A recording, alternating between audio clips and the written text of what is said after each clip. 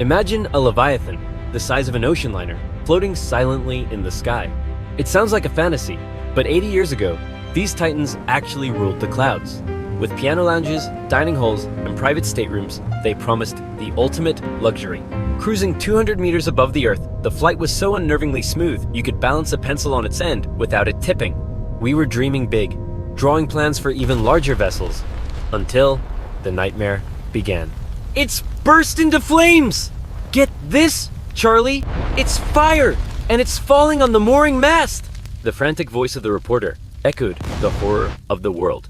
We watched, helpless, as the giant incinerated in front of rolling cameras. In that moment, the airship didn't just burn, it vanished from history. To understand what we lost, you have to understand the scale of the crime scene. The Hindenburg, first launched in 1936, remains the largest object ever to fly.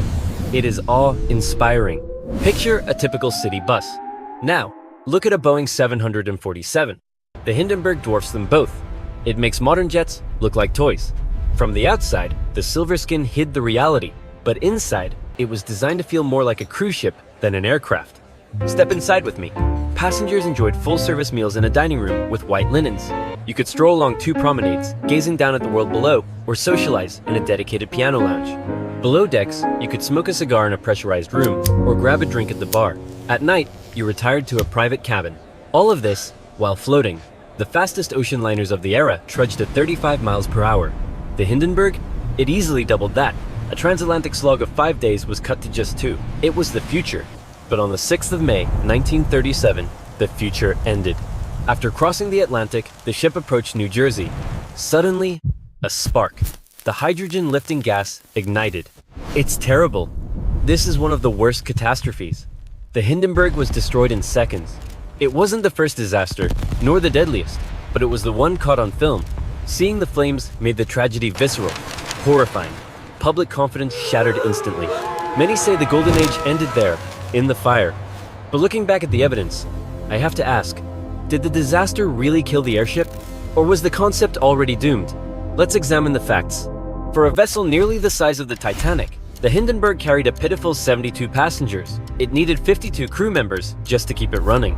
Compare that to an ocean liner carrying 2,000 people with a massive staff. The problem wasn't just safety, it was physics. Lifting gases like helium or hydrogen are incredibly inefficient.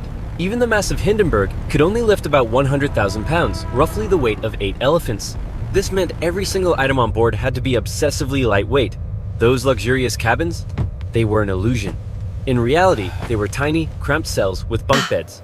To save weight, the walls were made of foam covered in fabric. There was no privacy. You could hear your neighbor talking, coughing, or snoring. And bathrooms?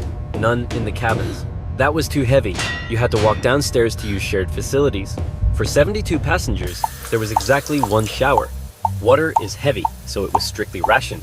Your luxury shower was a fleeting trickle. Even the grand piano was built from aluminum, and eventually, they removed it entirely to save a few more pounds. Are these compromises you accept for the miracle of flight?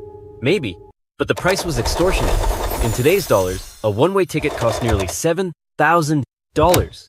For that money, an ocean liner gave you a sprawling suite, a private bath, ballrooms, and indoor pools. And if speed was your priority, airplanes were already making the crossing. The truth is, by the time the Hindenburg went up in flames in 1937, it was already a ghost. It couldn't compete with the opulence of a ship or the emerging speed of an airplane. It was an obsolete, dangerous, and absurdly expensive dinosaur. Today, the concept of the giant airship remains irresistible to our imagination. But physics, just as it did 80 years ago, always manages to bring us back down to Earth.